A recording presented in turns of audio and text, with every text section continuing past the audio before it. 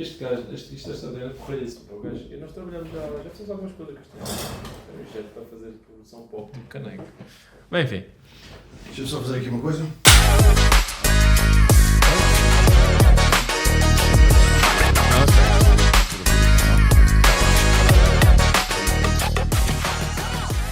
E estava a ver, a única coisa que eu reparei é que o podcast era um bocado longo e às vezes o pessoal distrai. Se a gente conseguir pô-lo, ou seja, isso é que às vezes depois a gente acaba sempre com muita coisa para dizer, mas tentá-lo fazer condensado. Não é que eu nem quero estar aqui, é só para falar daquilo mesmo importante. Mas é assim, para. Ou tu preferes de Não, longo? é assim. Eu não quero subordinhar a conversa ao facto de ter ou não fazer isto, como é que eu digo? Na lógica de ter visualizações ou não ter visualizações. A lógica disto é outra. Embora, apesar disso, os podcasts, no fundo, que se serviram de inspiração a isto, são todos longos. São. Ok. Então pronto, então vá. Vamos continuar a conversar e olha, vai para onde for. E já Conversa. agora... Mas obrigado por isto. Isto eu tenho estado a pôr no YouTube e depois também agora no Spotify. Portanto, se as pessoas quiserem no Spotify podem descarregar só o áudio e depois ouvir quando quiserem. Já entendi. E já percebi logo, não há stress, está tudo bem. Estás livre de usar isso para o que quiseres, para sempre. Está gravado. Ok, tenta só ter isto mais ou menos assim, esta distância. Sim. Bem. Já está tudo. Estás a ouvir bem? Estou a ouvir, está ótimo. Perfeito. Estás com um setup melhor do que o meu. Até que comprar uma coisa dessas em casa. Está fixe, está cena. Bem, olha, eu estava a pensar começar aqui por uma situação, de uma maneira que é... Eu estive no ChatGPT e disse para que ele me dissesse tudo o que ele sabia acerca do maestro Pedro Macedo Camacho. Vem muita coisa errada. Mas é isso que pode ser interessante. A gente se calhar começava a dar aqui uma vista de olhos no que está aqui e depois tu dizes se isto corresponde ou não corresponde à realidade. Ok. Portanto, eu vou saltar aqui, se calhar aqui alguns dados que não tenham, ou que tu possas não querer estar a falar, dados pessoais. Portanto, Pedro Macedo Camacho, nascido no Funchal, Portugal, é um compositor português, reconhecido pelas suas composições na música clássica e em bandas sonoras para filmes e videojogos. Desde cedo influenciado pelos seus pais, demonstrou interesse por música, cinema e jogos de computador, compondo a sua primeira peça aos 10 anos num Commodore Amiga. É verdade, está certo. Ok, então até aqui está lá. Aos 15 anos iniciou estudos de composição com o maestro argentino Roberto Pérez. Está certo. E aulas de piano com o virtuoso Robert Andrés. Mais tarde mudou-se para Lisboa para estudar Engenharia Civil no Instituto Superior Técnico, continuando simultaneamente os seus estudos musicais com o compositor Eurico Carrapatoso. Certo. E a pianista Melina Rebelo na Escola de Música do Conservatório Nacional. Também... É verdade. Isto agora não há grande escapatória. Andasse também aprofundou os seus conhecimentos de jazz, concerti Jorge Boyd, é verdade. Finalmente estou composição para cinema na Berkeley. É verdade, está certo. Sabes que eu só ao ter visto isto é que descobri que o Jorge Borges era tatu. Não fazia ideia. Engraçado. Tem por afinidade, mas é verdade. Ele é que me apresentou o jazz. Lado a lado, está certo. Ainda aqui ele não nos explica bem que foi lado a lado com o clássico que eu aprendi jazz. Foi lado a lado. Ou seja, lá no... Ainda quando eu comecei... Aos 15 anos, comecei no jazz também. Depois continuei, quando voltei de Lisboa. Em 2007, Pedro teve destaque ao compor a banda sonora do jogo A Vampire Story. É verdade. Colaborando com Bill Tyler, ex-artista principal da LucasArts. É verdade. Este trabalho rendeu-lhe reconhecimento na revista internacional Develop, no artigo 30 Under 30. No ano seguinte venceu o Independent Games Festival Excellence in Audio Award pela banda sonora do jogo Audio Surf. É verdade. Em 2010 ganhou o Dutch Game Awards pela banda sonora de Fairy Tail Fights. É verdade. Fairy Tail Fights. Tornando-se o primeiro português a compor como principal compositor para jogos nas plataformas PS3 e Xbox 360. Eu acho que sim, é verdade. Além do seu trabalho em videojogos, Pedro compôs obras clássicas notáveis como o Requiem e Inês de Castro. Notáveis. Ele já mete notáveis. Ele não sabe-se lá se ele ouviu, pai. Estreando em 2012 na Sé Nova de Coimbra, recebendo aclamação da crítica. Esta peça foi apresentada diversas vezes, incluindo no Centro Cultural de Belém. Pedro também contribuiu para bandas sonoras de jogos renomados, esta aqui não sei bem como se diria no português europeu, como o Civilization V e The Witcher 3. É verdade. Em 2013 foi escolhido pelo produtor de Hollywood Chris Roberts para compor a música do jogo Star Citizen, que contou com a participação de atores como Gary Oldman e Mark Hamill. Contou e conta, sim. Em 2020, Pedro colaborou na composição da banda sonora da expansão Shadowlands do jogo World of Warcraft. Certo. No mesmo ano, venceu o Hollywood Music and Media Awards na categoria de melhor banda sonora. Não foi no mesmo ano, foi em 2022. Pronto, aqui falhou. Exato. Falhou um bocadinho, mas... Daqui eu ia, já me perdi. Sim, portanto, a banda sonora do jogo que foi no meu trabalho do Chorus, exatamente, é verdade. Ok. Na categoria de sim, ainda falta aqui umas coisas, mas pronto, mas eu também fiz a música de abertura da série Rabo Peixe. Ai, não sabia. É verdade, okay. Fiz essa parte. Depois também trabalhei agora, que não está aí, fiz agora a música para o Call of Duty, Black Ops 6. É sim, isso chama-me a atenção porque eu não jogo, conheço pouco ou nada de videojogos, mas o World of Warcraft é um nome que se conhece bem. Sim, é verdade. E esse agora ainda mais. É verdade, ainda é mais conhecido, não é? É verdade. Sim, mas foi a convite do compositor principal. Portanto, não foi escolhido pela empresa. Ou seja, a empresa escolheu o compositor principal. Foi a primeira vez que aconteceu isso. Em que o compositor, o Jack Wall, por alguma razão, convidou-me para fazer parte. Não sei por que razão, não sei, talvez tenha simpatizado comigo em alguma situação. Mas depois fiz a minha primeira música, depois fiz uma segunda e eles gostou imenso e depois pedi-me para fazer mais uma terceira e uma quarta. Acho que a minha participação ia ser mais curta, mas acho que acabou por ser maior do que inicialmente esperado. E o que é giro é que, pronto, se a gente for ao Spotify e está lá a minha música de Call of Duty, tem lá o meu nome, que é muito giro. Que acho que é muito giro, não estava à espera. Sim, pois é que houve mais gente a trabalhar na banda sonora, mas nem todos ficaram com o nome no Spotify, que também não percebi qual foi o critério de escolha. Mas o meu nome está lá, que eu fiquei bastante... Fui bastante fixe da parte do Jack Wall. E para mim foi um orgulho, porque não estava à espera.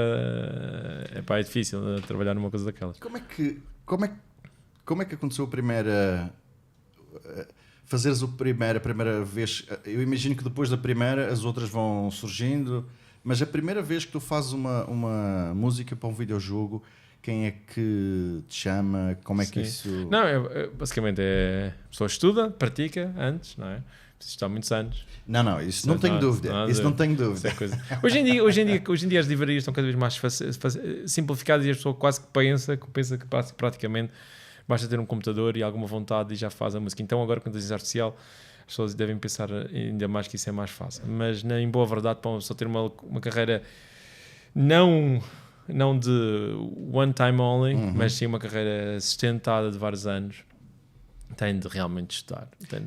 Mas repara, porque tem que pensar que, ou seja, tem que ter uma preparação boa. Pois, entretanto, o primeiro projeto foi basicamente, fiz músicas minhas, estava a fazer músicas minhas, pus num site e depois na altura, por acaso, o meu primeiro projeto foi muito pequeno, mas eu achei muita piada e gostei muito de trabalhar. E basicamente foi que eu pus foi um único post que eu fiz num fórum que havia de jogos em 2006, que eu fiz jogos tanto jogos indie, e depois lá, olá, meu nome é Pedro, aqui está um bocado da minha música, basicamente, literalmente só isto.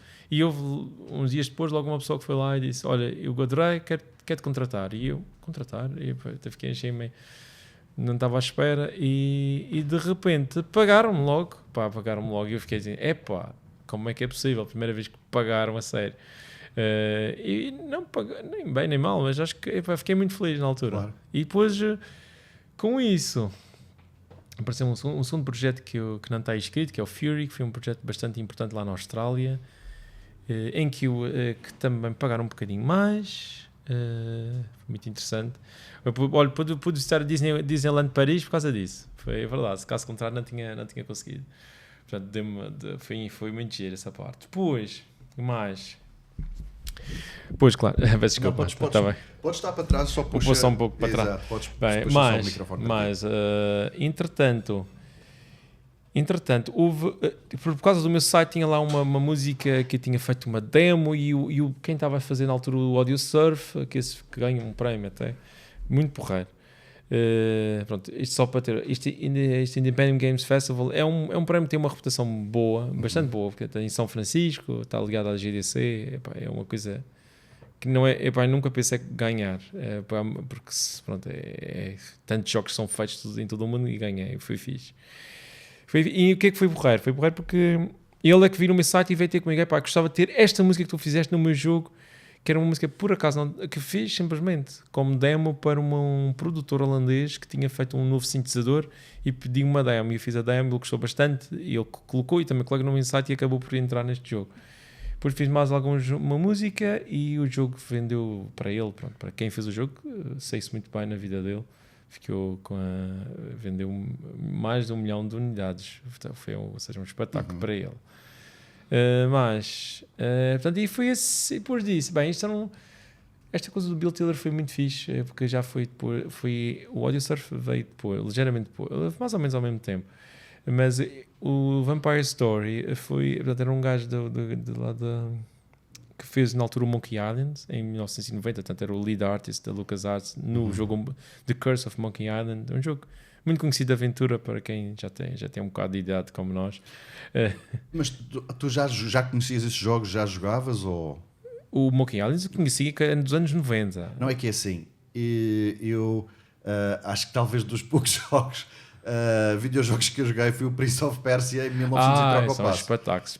E não estou minimamente a par do mundo dos jogos, é uma coisa que me passa mas eu jogava muitos jogos, eu jogava muito quando era mais criança e gostava muito de jogar jogos porque pronto, o meu pai também gostava de jogar jogos na altura, então nós jogávamos muito juntos, e o Monkey Island foi um jogo de aventura que ficou muito famoso, extremamente famoso na altura, e então quando vi que estavam a fazer este jogo, reconheci logo o tipo de arte, nem sequer era o nome da pessoa, o tipo de arte, e depois eu reparei que era a mesma pessoa e fez sentido. E falei com ele, já tinha uma pessoa lá nos Estados Unidos para a partida para ser compositor e disseram, vai ser quase impossível porque temos uma pessoa aqui ao lado, não vamos arranjar uma pessoa. Mas nesse caso foste tu que entrei em contato com ele, telefonei para eles, telefonei para os Estados Unidos, apanhei o telefone e telefonei, literalmente, cold call, e disse, olá, meu nome é Pedro, eu estava extremamente nervoso que a pessoa fica... Acho que hoje em dia as pessoas não devem sentir tanto, mas na altura, em 2007... não existindo ainda Facebook, ou praticamente não existindo Facebook, acho eu, 2006, 2007, parecia que as distâncias com os outros países eram muito maior do que hoje em dia. Mas eu tinha essa noção, ou seja, eu sentia-me extremamente pior do que toda a gente do mundo, porque era português, e o português havia na altura, espero que hoje em dia não seja assim, mas na altura, para ser português, eras uma desgraça. Não, era um bocadinho. Quer dizer, em relação a esse mundo... Sim, eu imagino que se calhar não era questão de ser português, era comparado com os Estados Unidos, é que nós tínhamos aquela ideia que eles eram mesmo muito melhores e a verdade é que são muito competentes, não vamos dizer que não, mas ele disse que tinha então, e ele estava quase a suar de nervoso e telefonei, olá, sou o Pedro, estou aqui estou em Portugal e gosto muito, eu expliquei, gostava muito de me fazer uma demo, mas disseram, está bem, mas olha, vai ser que será quase impossível por causa disto e isto, nós temos uma pessoa aqui que pode só assinar o contrato, mas pode fazer uma demo. Então eu fiz na mesma. E aparentemente gostaram bastante, porque eu fui mesmo contratado e acabei. Isso realmente deu um boost bastante grande em termos na minha carreira, acho eu. Acho que esse foi o primeiro. Apesar de não ter ganho nenhum prémio esse projeto, porque também não fui submetido a nenhum prémio, acho que foi um dos melhores trabalhos que eu fiz naquela primeira fase até 2010. Depois houve uma coisa espetacular, isto para resumir, ser rápido e tentar, que é, entretanto fiz uma banda sonora para um segundo jogo do Bill Tiller, que não está aí escrito, que é isso deve ser a parte principal da minha carreira, que foi Ghost Pirates of Voodoo Island, portanto era quase uma paródia, mas é no fundo uma continuação espiritual do Monkey Island. Estava muito giro esse jogo e continua a ser muito giro o jogo. E uma das músicas que eu fiz foi um meu cunhado que conhecia essa banda sonora muito bem, porque até entrou comigo, cantou lá uma parte de uma música, ele conhecia bem. Ele estava um dia em casa com a minha cunhada a ver a telenovela Passione da Globo na televisão e de repente diz: isto é a música do Pedro. E toda a gente: estás maluco? Isto é um jogo, isto é da Globo, não pode ser do Pedro. Não, isto é a música do Pedro, tenho a certeza absoluta. E entretanto ele mandou-me um e-mail ao final do dia e é verdade, eles roubaram a minha música do Ghost Pirates of Voodoo Island, o que é inacreditável. Lá na Globo eles roubaram, tiraram mesmo MP3 e puseram na novela, naquela cena dos italianos. E é engraçado, música, é curioso que foi das músicas que menos no trabalho deu para essa banda sonora. Literalmente escrevia da 1 da manhã às 2:30 da manhã um dia, quase de uma ponta à outra, não, enfim. Mas eles usaram numa cena ou não, usaram durante a novela? Durante a novela sempre, até ser reportado por mim por e-mail a dizer essas cenas do italiano deixou-te música na Passione por minha culpa minha, que é muito interessante. Eu só soube disto depois, esta parte que eu vou dizer agora, que é, sei que fiz, falei com uma pessoa de composição que ficou completamente transtornado, Eurica Rapotoso, e mandou um e-mail a muitas pessoas a dizer: vens uma vergonha que isto é. Atenção que depois a Globo fez, pronto, enfim, deu-me uma pequena compensação pela coisa, portanto está tudo ok, mas realmente a situação daquele rapaz, na Globo não tem culpa, quem a culpa foi a pessoa que quis, que fez o que fez, disse que era, basicamente eles disseram que era a música dele sem ser a pessoa que estava a trabalhar para a Globo, o compositor, não sei o nome, quem é. Enfim, mas continuando. Então, e é engraçado que em 2011 recebi o convite para fazer o Requiem neste Castro. E depois da estreia do Requiem neste Castro é que eu soube, porque perguntei à pessoa que me disse: mas porquê eu? Porquê que escolheu-me? Decidi telefonar-me. Atenção que quando telefonaram inicialmente eu até recusei, que achei que fiquei muito tempo até caí na real que tinha que mesmo escrever aquilo, que achava que não era capaz e que achava que era muito difícil fazer um trabalho daqueles. Mas só para concluindo, e então ele disse: é que nós recebemos um e-mail do professor Eurica Rapotoso a dizer que tinham roubado uma peça e disseram: se a Globo já rouba, este gajo deve ser alguma coisa de jeito, vamos ouvir a música dele. E gostaram da música, porque tinham um site e ouviram e gostaram muito do trabalho, então decidiram fazer o contrato. Trabalho qual o Requiem neste Castro, que aí fez o grande... antes de começarmos a ouvir, só para dizer, então, foi trabalho qual foi um dos trabalhos que eu mandei ao Chris Roberts, estava a fazer o Star Citizen. Não, foi mal, continuando. Portanto, e essa peça, o Requiem neste Castro, que por acaso correu muito bem. Não, foi isso. Por acaso é modéstia. Por acaso, mas por acaso correu muito bem. Estávamos na Sé Nova de Coimbra, tínhamos mais de 2.000 e tal pessoas a assistir em pé e sentados no chão. E foi muito emocionante, as pessoas emocionaram-se, foi uma coisa incrível. Mas o que é interessante é que depois, quando eu tentei trabalhar para o Chris Roberts, para o Star Citizen, que estava a começar o Star Citizen, Chris Roberts é um produtor quase lendário neste momento da indústria de videojogos, que fez na altura o Wing Commander nos inícios dos anos 90, que foi um jogo que ficou muito famoso na altura de ficção científica. E estava a fazer o Star Citizen, um jogo que ia ser parceria. Eu gostei muito da apresentação, então mandei: o meu nome é Pedro, não é?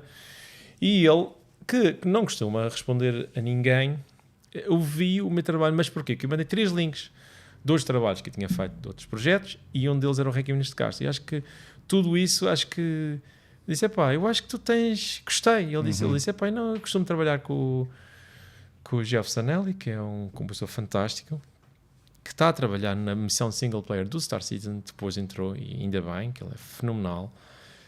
Só para terem uma ideia, ele é o compositor que fez o Piratas das Caribas 5 em 2015. Portanto, estamos em 2013. Portanto, é uma pessoa realmente muito competente de Hollywood. Mas ele adorou o meu trabalho, o Chris Roberts. Acho que também ter feito o Requiem neste caso também contribuiu bastante para ter essa oportunidade. E claro, depois o trabalho que eu desenvolvi, que deu muito trabalho. Mas em todo o caso, é engraçado que foi tudo uma série de coincidências com uma probabilidade de acontecer quase 0,0001%. Portanto, foi preciso, eu ter a coragem portanto, telefonar lá para os Estados Unidos. Eles, por alguma razão, acharem que a minha música era boa. Depois foi preciso... Eles só me contrataram porque pediram referências e quem me contratou, que é da Nova Zelândia, foi o primeiro trabalho, disse que tinha corrido bem e foi impecável trabalhar comigo, e isso fez com que eles fizessem um contrato comigo. Foi por ele ter feito um bom trabalho para ele que ele fez, contratou-me para o segundo trabalho, que por sua vez foi roubado. E que o meu professor Carrabadoso fez um e-mail que por acaso foi ter uma pessoa que estava a escolher quem é que devia ser o compositor do primeiro REC, é uma Moradinha neste caso, e que é tudo uma série de consequências de muito pequenas, tudo uma série de não é. Vamos por aqui só um pouco do Requiem, só para dar aqui um bocadinho. Olha, eu acho que o ideal é pôr o andamento. Talvez o 3. O 3 acho que é mais curto e mais... o 3 é o mais curto e então, para não dar a amassar as pessoas. Isto é uma obra grande. Já agora, portanto, depois quem quiser ouvir na íntegra, pode encontrar aqui na página do YouTube do Pedro Macedo Camacho, portanto é mesmo escrever Pedro Macedo Camacho, Requiem Inês de Castro. E é aqui uma obra que vale a pena ouvir.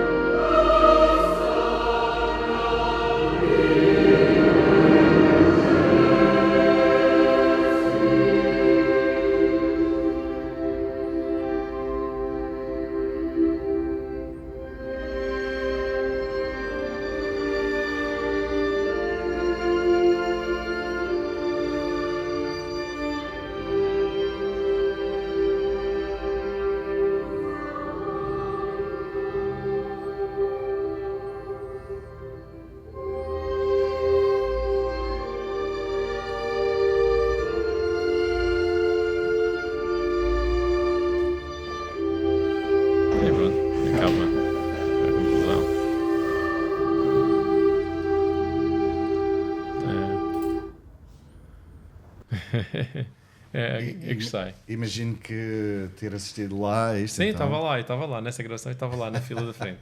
Eu e uma pessoa Carrapatoso, Eurico Carrapatoso, e a minha mulher, Sofia, também estava lá, e a minha mãe também estava. Estávamos 4 lá.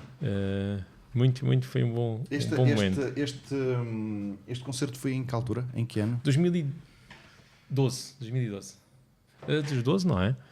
Está aí escrito, eu acho que é 2012, ou será que é um bocadinho, ou 2013? Dizem que há 8 anos, mas isto às vezes não, mas pode carrega aí embaixo, acho que está escrito aí embaixo, não está escrita a data, ok, não pus, mas estou convencido que foi em outubro, eu julgo que foi de 2012, Tenho quase certeza que foi. Sim, foi mesmo 2012, porque fui estreado em março e fui uns meses depois, exatamente, em outubro. E é incrível, era muito jovem na altura, tinha 30 e poucos anos ainda, cara. Nem era pai. Meu Deus do céu. É verdade, o tempo passa. Como é que tu depois, como é que foi conjugares o curso de música e o curso de engenharia?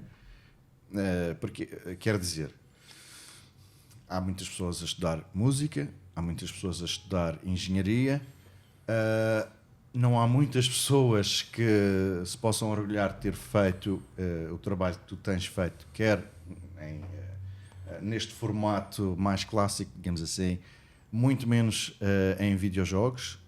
E um engenheiro que é maestro, que é compositor, ou seja, isto é tudo uma coisa muito rara. Assim, eu acho que o meu problema não tem a ver com... eu já penso, esta pergunta foi feita muitas vezes. E cada vez que eu tento responder, acho que dou uma resposta ligeiramente diferente. E ligeiramente diferente porque eu próprio não sei, mas eu acho que agora, tendo 45 anos, pronto, agora já sabem, tenho 45 neste momento, já acho que cheguei à conclusão verdadeira de porque é que eu estudei as duas coisas e que nunca me pareceu um esforço. Uhum. E é isso, o grande segredo foi esta última parte. Sabe que a pessoa deve ser inteligente? Eu acho que não é tanto, acho que não é isso. Acho que toda a gente pode ser inteligente. O que as pessoas às vezes não perdem na sua vida, e isso foi a sorte que eu tive na minha vida, uma sorte minha mesmo, não há outra, é sorte, porque há pessoas que nascem já com a clarividência do que é que querem ser, e eu acho que tive essa sorte. Literalmente sabia, desde que se era pequeno, que lembro que quando fizeram a primeira ponte aqui na Madeira, estava a andar com o meu pai no carro, e quando aquela ponte do aeroporto, em cima do Porto Novo, e eu fiquei maravilhado com aquilo. E ele disse, uau, a imponência da estrutura. E eu disse, uau, isto é espetacular, pai. Quem é que faz isso? Costas? E ele disse, Costas, Pedrinho. Quem faz isso são os engenheiros civis. E disse, então eu quero ser engenheiro civil. E literalmente com 9 anos ou 10 anos, e o pai disse, eu quero ser engenheiro civil. Ponto final. Não havia... Já não havia outra hipótese. É que já em termos de escola não havia outra coisa. A música, eu sempre do pequeno estou sempre com o teclado à frente, sempre gostei de cantar, sempre gostei de tocar, sempre gostei de fazer, sempre queria estudar música, então estudei. E desde o início, porque nesse aspecto tenho que dar a graça ao meu pai, que o meu pai tinha muita coleção muito grande de CDs e de discos, e eu ouvia muito, e adorava Bach, adorava Beethoven, adorava aquilo, e dizia, eu adorava ser isto, mas nunca pensei na minha cabeça que ser compositor podia ser um modo de vida, acho que era impossível. O meu objetivo não era propriamente dar aulas de composição, portanto sabia que não queria, porque... Não é que não gosto de ensinar, gosto, mas o que eu queria era fazer, queria escrever, mas pensei que isso era impossível. Portanto, a parte da engenharia tinha paixão e a parte da música tinha paixão. Portanto, acho que o segredo da vida de qualquer pessoa é identificar aquilo que querem realmente fazer. Acho que isso é a parte mais difícil. Acho que a maior parte das pessoas nunca chegou a descobrir aquilo que tem realmente paixão.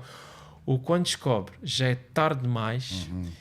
E já não há forma, é muito difícil dar a volta a isso, e voltar atrás e dizer, olha, enganei-me, e afinal todos estes anos que tive, porque a verdade é que... E depois muitas vezes a conclusão é, agora olha, paciência, tem que andar para a frente desta maneira. É verdade, embora é fácil dizer, é um instante para mudar a vida, mas não é.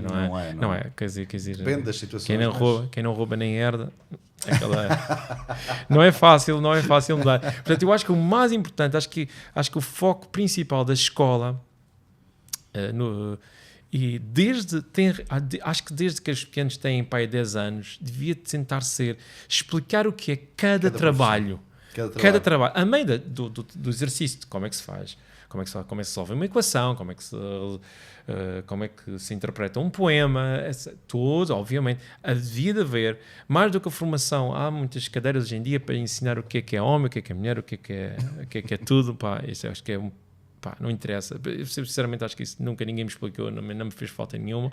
É coisa que a pessoa aprende na vida, mas não há nada na escola que explique duas coisas. Primeiro, o que é que esta profissão faz? O que é que esta profissão faz? Mas não é só dizer polícia, bombeiro e cabeleireiro, que isso é óbvio. É óbvio que eles percebem. Não podemos tratar as crianças como burras. As crianças são inteligentes. Mas mostrar efetivamente, por exemplo, o que é um projeto de arquitetura, como tu, o que é realmente ser arquiteto? Fazer uma casa. Não, mas mostrar efetivamente o que é que um arquiteto faz. Fazer visitas de estudo, não a... museus é importante e tal, mas fazer visitas de estudo ao trabalho efetivo do dia-a-dia, não é aquela magia, está aqui um prédio feito, que giro, querem-me dar a fazer este prédio, é só instalar o dia, não. Não, é dizer, olha, temos que aprender a saber usar desenho assistido por computador, ou CADs, temos que aprender a fazer 3D. Há pessoas que não querem 3D e dizem, então eu afinal não quero isto, porque não me apetece estar aqui o dia todo sentado. É preciso dizer as coisas como são. Queres ser, enfim, ou seja, dizer tudo tal como é em cada profissão. Eu acho que também mostrando um bocadinho da magia que é, do objetivo final, que é para a pessoa dizer, eu quero ser isto ou não quero ser isto, ou vejo-me a ver isto, fazer isto. Acho que isso é o mais importante. Acho que é o mais importante. Acho que é o que falta a quase toda a gente. Portanto, eu acho que eu tive sorte, que sempre quis ser compositor e sempre quis ser engenheiro civil. Portanto, estudei as duas coisas sem questionar minimamente, porque não havia outra coisa. Quer dizer, a minha determinação era total. Queria mesmo ser aquilo que me propus desde os 10 anos, 11 anos. Portanto, e os dois cursos acontecem ao mesmo tempo? Sim, portanto, o curso, só para esclarecer. Eu terei o curso superior, portanto, no técnico de engenharia civil, que foram 5 anos, e aquilo dá algum trabalho. E ao mesmo tempo estava aqui no Conservatório de Música da Madeira, e quando fui para Lisboa continuei os meus estudos no Conservatório de Música Nacional, Conservatório Nacional em Lisboa. Não fui para a Superior de Música de Lisboa. E houve duas razões por isso, que não fui. Duas razões, e isto acho que é mais possível por causa da composição, que é, primeiro, é uma questão prática que eu tinha que trabalhar.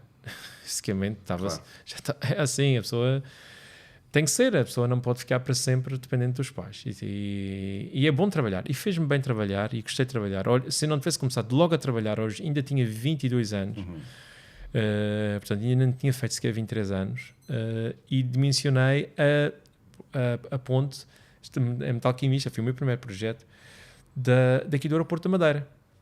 A ponte metalquimista que vai das partidas para... ok.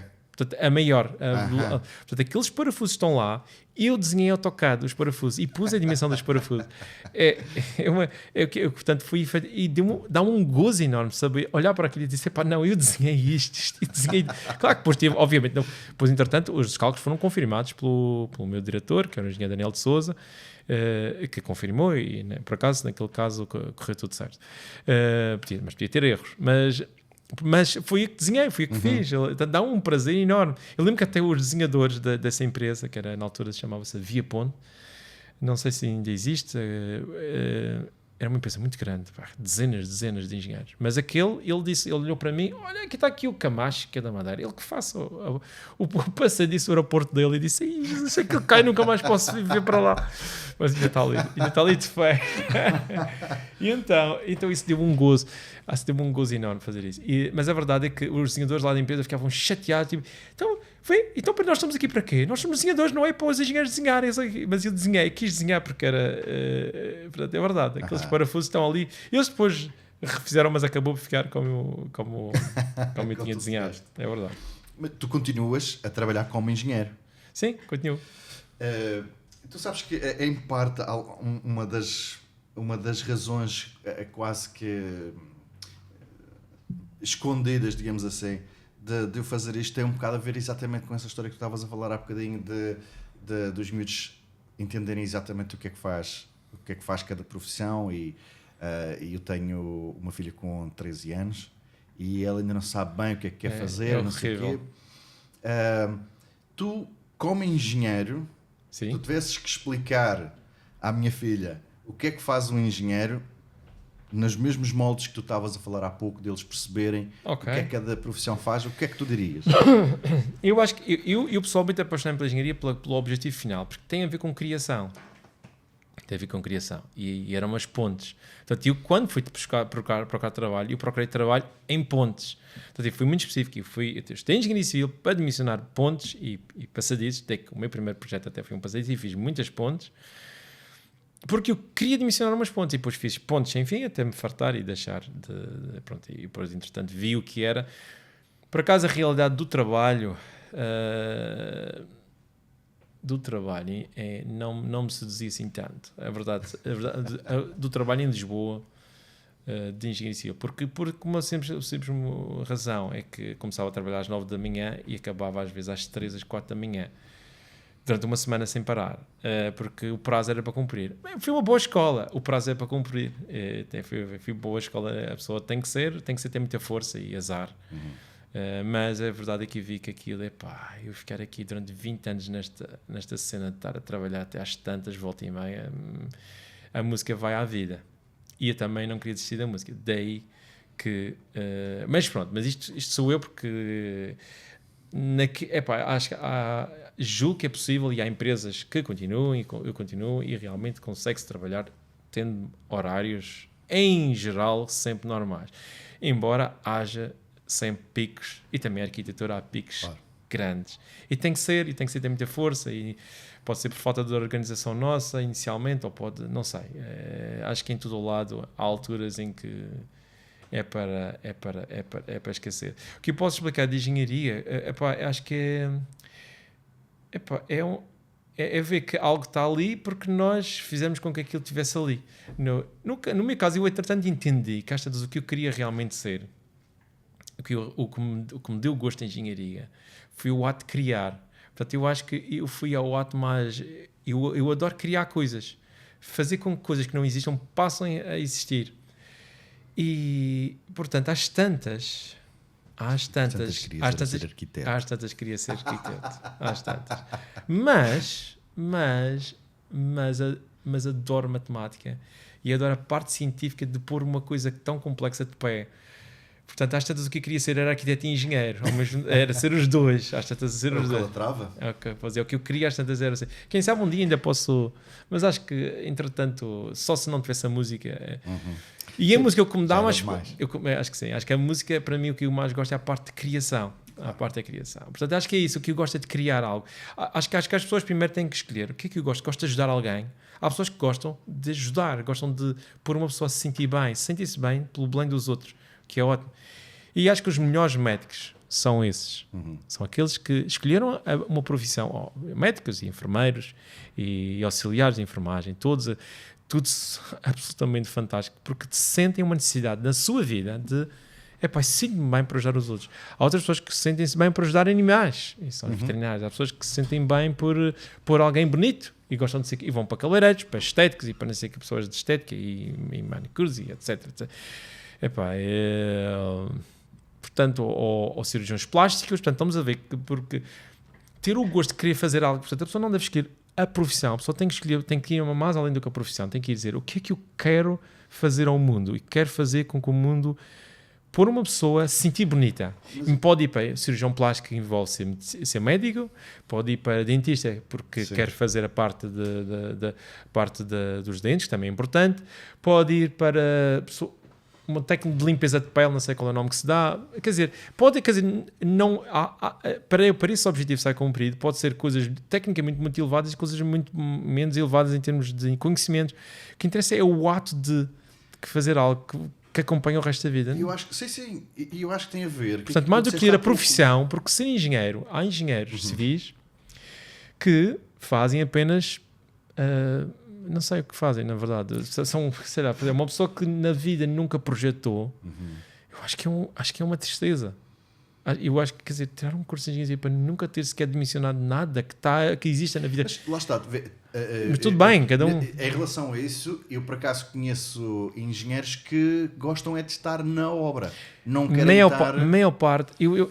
Pois, essa parte... Pronto, e gostam e têm prazer nisso, não é? Há pessoas que adoram porque no fundo são pessoas que dizem o que é que querem fazer? O que é fazer da minha vida? É estar sempre ao ar livre. Acho que isso é o principal.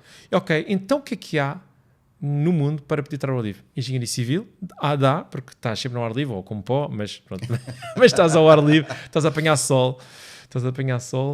Gosto de, pode ser portanto, pode ser guarda florestal, pode ser uma pessoa de conservação da natureza, pode ser uma pessoa que seja guia de montanha, pode ser uma pessoa que faça canyonings, e todas as formações são totalmente diferentes, mas o objetivo é aquele, estar na natureza fora, estar longe do centro urbano. E acho que são esses ideais que as pessoas têm que primeiro descobrir. A meu ver. No meu era criar, claramente. O que eu queria era criar. Via-se desde pequeno. Eu pintava no computador, queria criar coisas que não existiam. Aliás, eu lembro perfeitamente quando estava no 5º ano. Eu para desenhar era um bocadinho borrão, não era muito cuidadoso a desenhar. Mas lembro de uma professora que me deu uma nota alta, de 5, eu disse, porque acho que foi qualquer coisa como. Ela dizia eu lembro bem. Ela dizia foi no 7º ano, às tantas, que dizia um relógio, havia um relógio, simplesmente desenhado no papel. Agora vocês façam o que quiser. Toda a gente desenhou a correia e o relógio, correia, não sei o quê. E eu peguei naquele relógio e depois desenhei à volta uma igreja e depois uma cidade e depois era uma vila.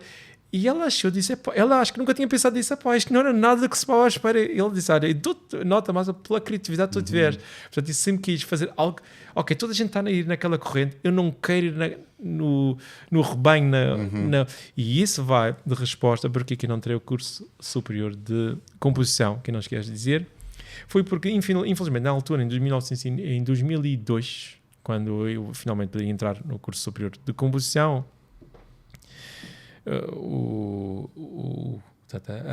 a centralidade de pensamento de composição na altura aqui em Portugal, na Superior de Música de Lisboa, era acima de tudo no serialismo integral, a música serialista, música que é ditada pela matemática. E eu pensei, mas a matemática já tem engenharia, acho que a coisa mais tonta é usar a matemática para ditar a nota e a harmonia. Acho que a matemática é muito interessante para controlar a forma, e eu gosto disso, mas usar a matemática de forma escondida que não se percebe, mas a melodia é minha, e eu decidi aquelas notas porque eu achei que eram aquelas notas, não há nenhuma justificação a não ser o meu gosto pessoal, e acho que isso é ótimo na música. Acho que o que se perdeu em grande parte dos compositores hoje em dia é que eu adorava esta nota, mas espera, mas isto 3 mais 4 mais, não dá, tem que ser esta nota porque o cálculo, a formalidade está perfeita, diz que é aquela, e acabam por se sujeitar a um pensamento.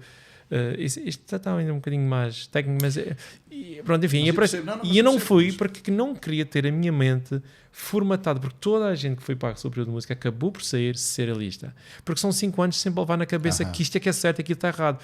É como entrar numa seita, aquilo não é terrível, porque a maior parte mas isso acontece, depois a seita é tão grande que eu lembro perfeitamente como o Requiem de Castro foi estreado e acho que gostei bastante. Desmotivou-me bastante na altura. Houve um compositor muito conhecido português, extraordinariamente conhecido português, de música de concerto, que mandou uma mensagem a dizer: achei interessante, mas tenho pena que não tenha usado o serialismo, que acho que foi um erro, basicamente a dizer que foi um erro e que estava mal. Não foi uma pessoa de composição, atenção, aquilo cá gostou bastante, porque ele está-se marimbando, ele acha que a música daqui a 500 anos ninguém quer saber se o Zé era serialista, se não era serialista, a música ou é boa ou é má, é só esses 2 tipos de música. E na altura, foi por isso também que debrucei muito mais sobre a música de videojogos, porque ao menos aí ninguém me julgava tanto. Aquilo foi tão castrado mentalmente, pensei, tinha 30 e tal anos, estamos a falar de uma pessoa que tem na altura quase 50 e muitos anos, a dizer a um puto de 30, isso é uma asneirada para aí. Eu acho que foi um egoísmo tonto, ou egoísmo talvez, ou ciúme, não sei. Eu pessoalmente não gosto nada da música dele. Eu detesto visceralmente a música dele. Eu ouço toda a música dele e digo isso é tão feio. Mas ele é extremamente famoso em Portugal. E o que eu achei é que só veio-me comprovar que ainda bem que eu não fui para a superior, e pensei, olha, às tantas nunca vou poder ser contratado. Ao contrário do que acontece, apesar de eu nunca ter posto disponível nem com ninguém, eu tenho tido poucos, mas alguns convites para música de concerto, e principalmente agora mais recentemente, talvez, que fiz um pouco mais. E é engraçado que agora, a semana passada, acabei de ter 3 convites para escrever para formações clássicas. E eu ia dizer, mas a minha música não é coisa. Não, eu adoro a música como está. Ainda bem que não és serialista. Eu ia dizer, então afinal, no fundo o que interessa é que os intérpretes, no fundo, tocam a música de serialistas e em geral detestam a música que estão a tocar. seja, a música clássica,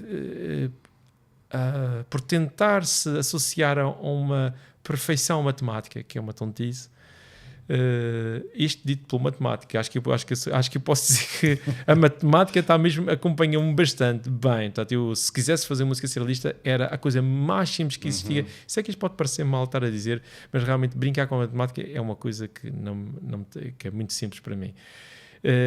Portanto, não me dava gozo nenhum, nem desafio. Desafio é criar algo em que a matemática não consegue explicar. E ou seja, formalmente eu faço de forma que seja explicado, mas em termos de discurso não dá para explicar. Era interessante, mas era ver alguém um dia teorizar porque é que a música que eu escrevi eventualmente soava bem. Quem sabe existe algum... Eu acho que não devia ser matemática, devia ser em relação às frequências, porque a música no fundo são frequências. Deve haver qualquer coisa nas frequências, alguma coisa que faz que eu gosto, que eu não tenha percebido. Porque é que eu gosto daqueles padrões e que tem eco em muitas mais pessoas. Pronto, basicamente é isso. Quem sabe foi por isso que aquele senhor no Brasil quis tirar o meu trabalho. Há qualquer coisa que vem de raiz não explicável, porque realmente as coincidências, quando eu olho para trás, penso, bem, aconteceu tanta coincidência que é estranho. A meio de milhões de músicas, porque é que aquele gajo foi tirar a minha? Não, é que literalmente todos os anos ele podia roubar a música. Se o objetivo dele era roubar, ele podia roubar quem quisesse. Porque é que foi escolher a minha, roubar a minha, não é? É tão estranho. Tão estranho. Aconteceu e no fundo é tão estranho. Se calhar foi uma coisa que até te pode ter dado ali alguma ajuda mesmo inadvertidamente da parte do digo eu. Se calhar acabaste por ganhar um apoio ainda maior do teu professor que mandou o mail que depois foi visto. É verdade. É verdade. Mas, e o que mais? O que é que eu digo mais? Portanto, em relação aos jovens, em relação a escolher profissão, acho que não escolham profissões, escolham modos de vida.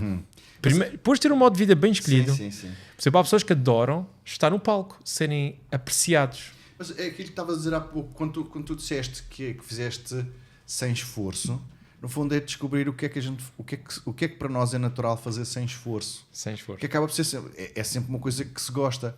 E se gosta, naturalmente acaba por se fazer sem grande esforço. Às vezes há esforço, mas o esforço é combatido é minorizado. É minorizado.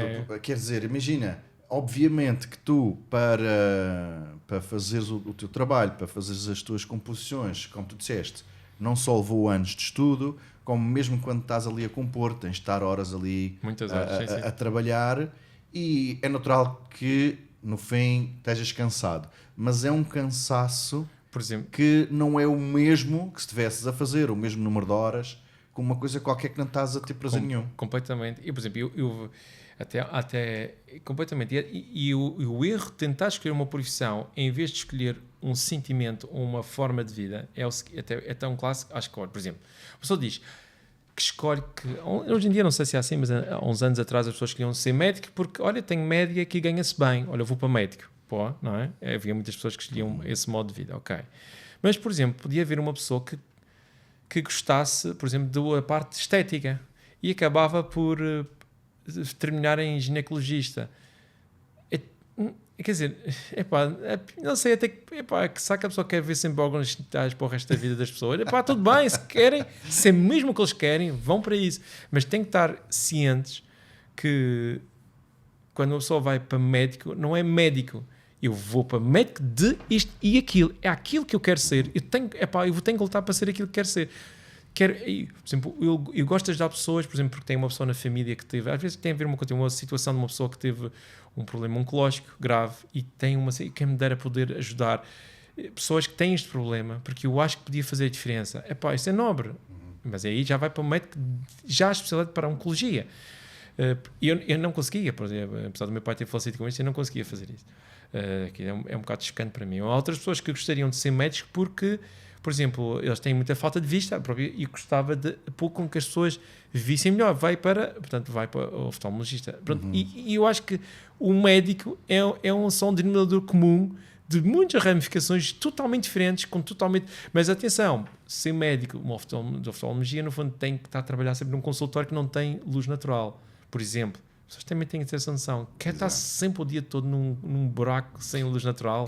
Alguém tem que fazer isso. Alguém tem que fazer isso, mas é preciso estar com essa noção. Sim, ou então a pessoa pode dizer, não, eu vou criar um consultório, mas o meu consultório traz luz natural. Ao contrário do que sempre é feito. Enfim, é tudo muito...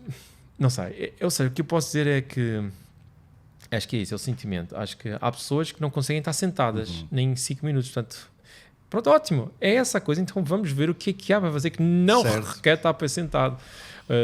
Pode ir para sei lá, são aquelas pessoas que vão ou para desporto, ou para motociclismo, ou para condutores de Fórmula 1, há pessoas que adoram adrenalina, vão para isso, é para a força, não é fácil, mas... Em 2024, praticamente, pelo menos tanto quanto eu me apercebi, foi o ano da inteligência artificial. Foi o ano em que apareceu, pelo menos mais acessível, e apareceu no princípio de 2024 e no fim de 2024, só nesse período, teve uma evolução incrível. Eu penso que vamos chegar a uma altura em que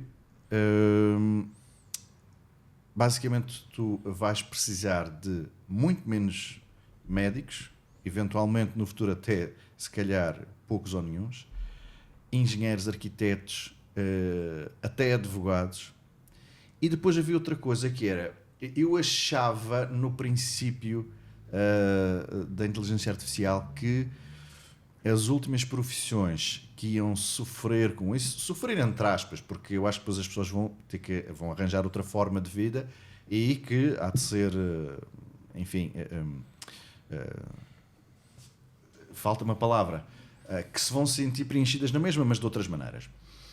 Mas as últimas profissões que eu achei que iam ser afetadas por isso eram as profissões criativas. E neste momento já não acho isso. Sim. Já não acho isso. Isso é uma excelente. Acho que isso é um excelente tópico. Ok,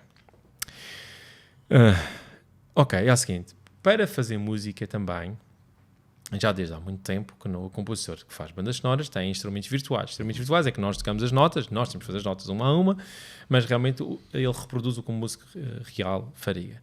No entanto, eu, por opção minha, sempre quis, o orçamento às vezes nem sempre dava, mas sempre que havia orçamento eu sempre tive questão de ter solistas e pagar a pessoas para fazer parte das minhas bandas sonoras.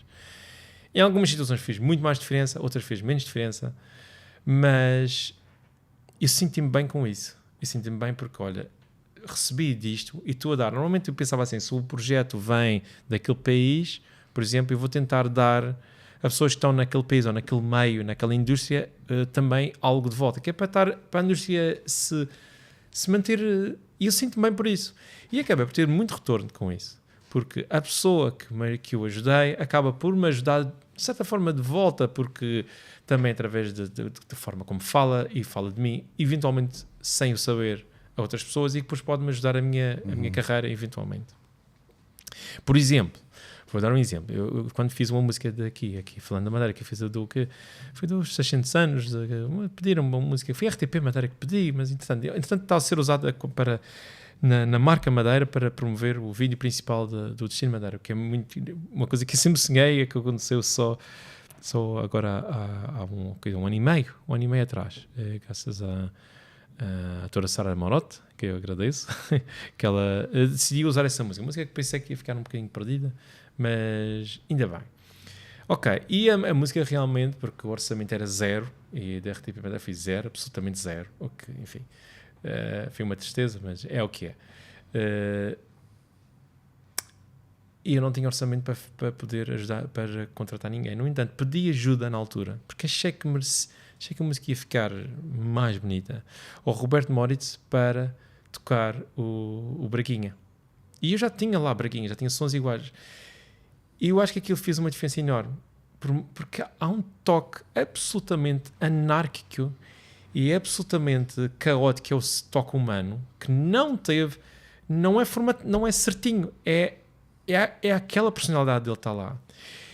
E, estranhamente ou não, eu acho que o cérebro humano, acho que a música foi para um nível acima graças a essa... Estamos a falar de uma contribuição dele que demorou, 20 ou 30 minutos na minha casa, não nada mais, foi coisa rápida. Mas eu acho que aquilo fez com que a música, apesar de ser uma contribuição pequena, fez com que a música fosse para um nível que as pessoas se sentiram ainda mais.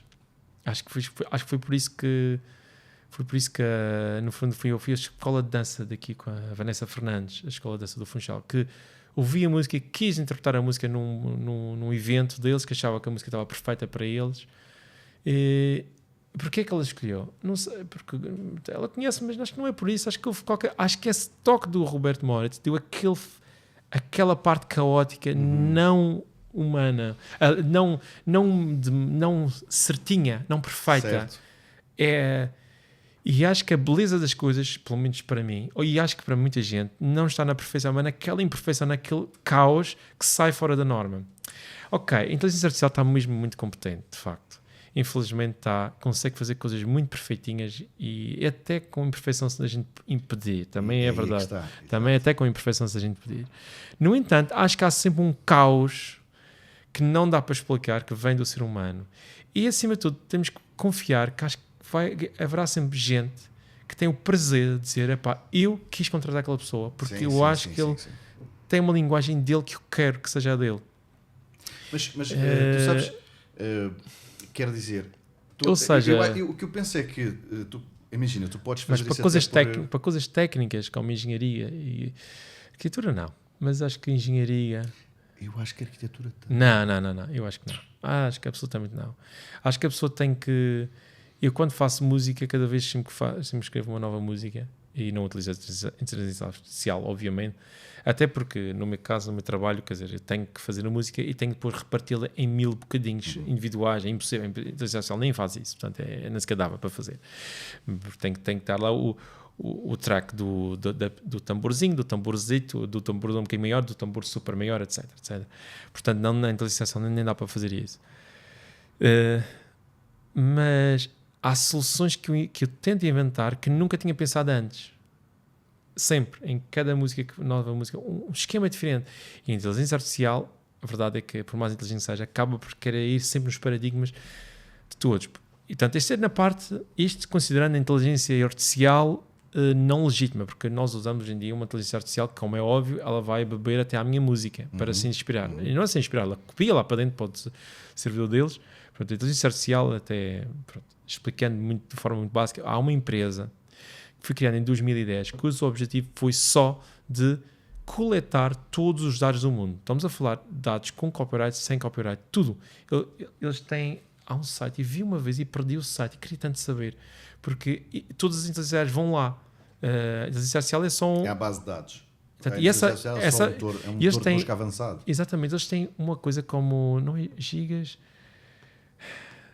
teras, é pentabyte, é tipo, mas é um valor de 10 bilhões de pentabytes de informação. Estamos a falar que eles têm todos os dados médicos de toda a gente do mundo.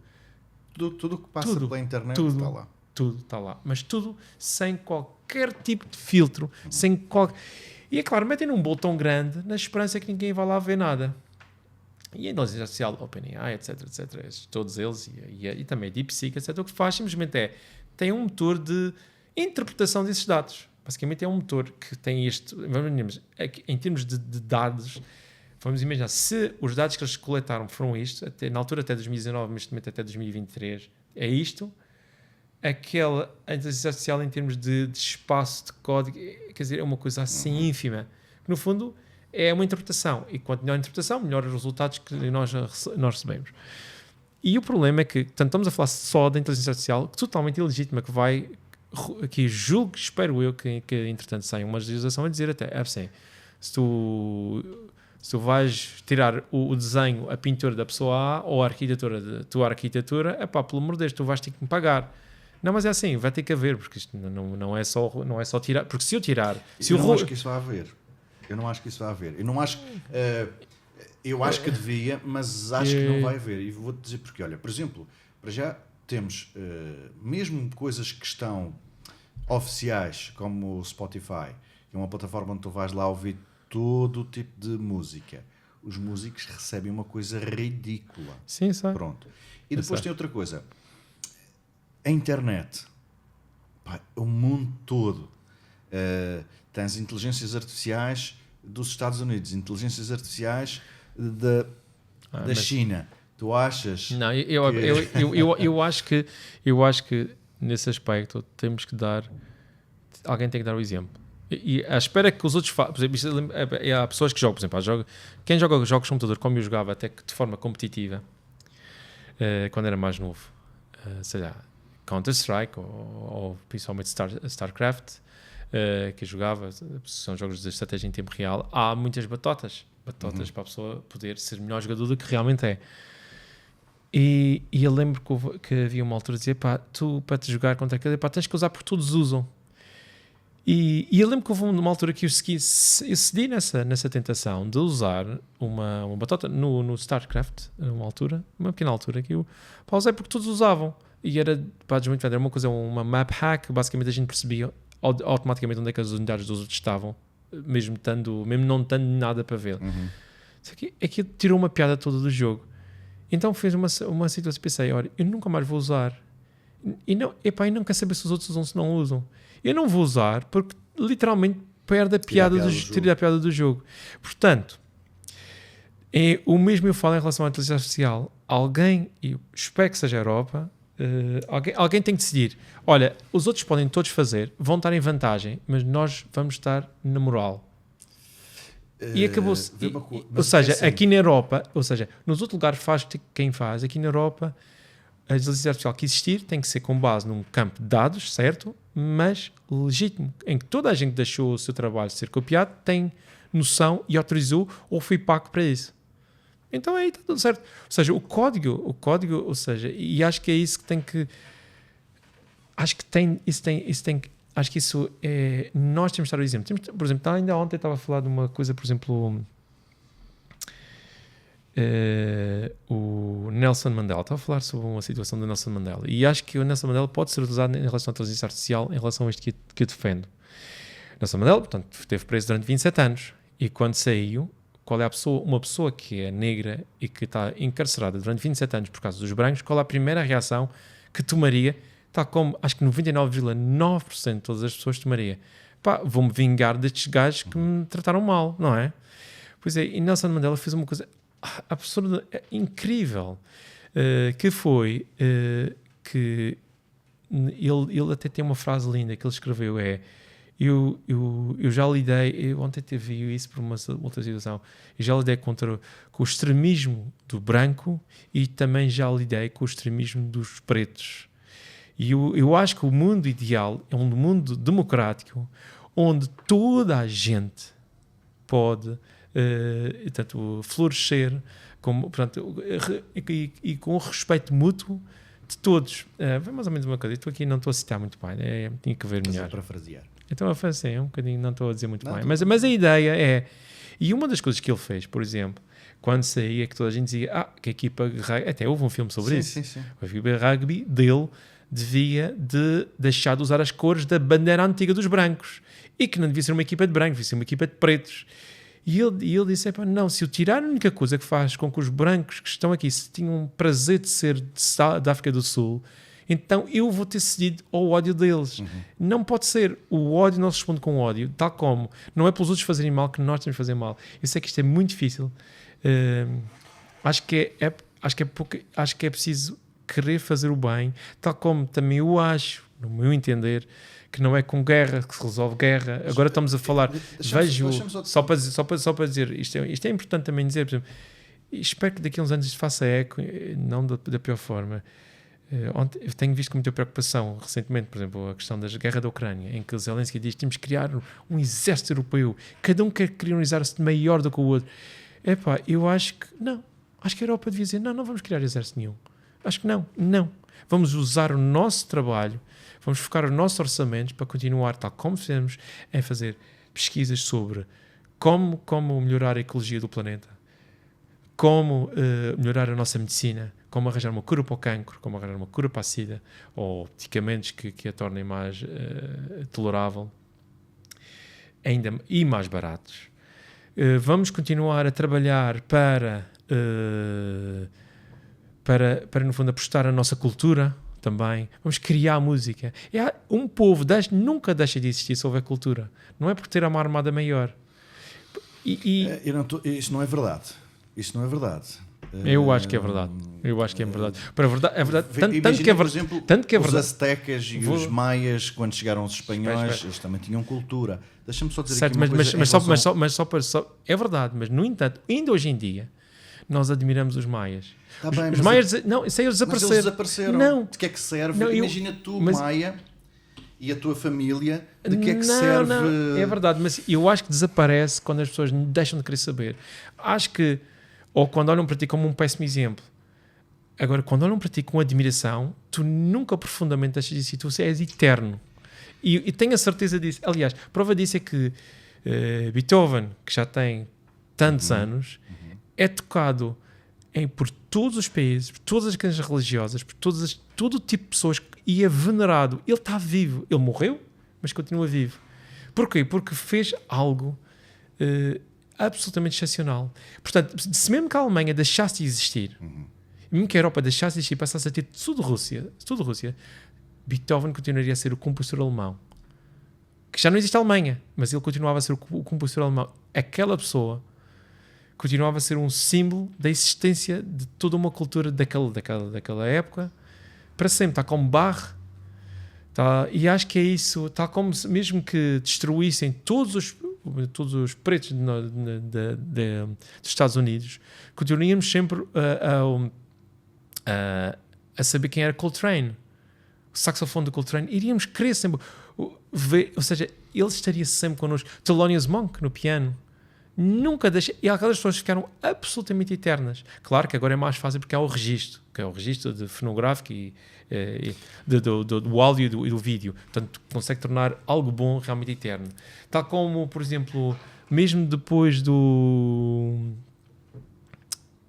dizer outro exemplo, por exemplo, mesmo depois dos Coldplay desaparecer, acho que toda a gente vai continuar, eu pelo menos eu gosto da música deles, vai continuar a olhar para a música dele, uau, altas músicas, tal como os Fleetwood Mac nos anos 70 ainda o se ouve, não sei se já faleceram, para ser franco, mas alguns já faleceram, mas os Fleetwood Mac continua, a música deles continua nas veias de toda a gente, e é isso que os Beatles então é um caso mais óbvio, todos estão vivos, os Beatles ainda existem como grupo para toda a gente, e acho que é aí que uma nação Rússia não é venerada por causa de Putin, mas Tchaikovsky, as pessoas gostam de Tchaikovsky.